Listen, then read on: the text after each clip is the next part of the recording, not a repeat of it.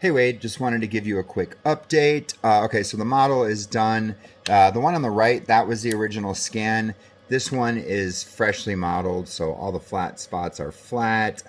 Uh, Looks really good. And then I've actually modified it. So this is how it's going to print.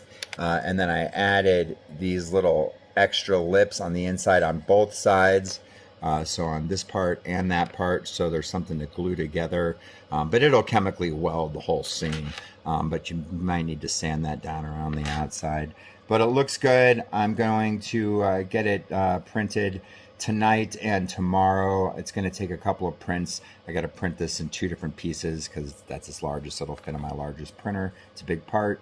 But yeah, I'll have it all done and glued and set and ready to go by Monday.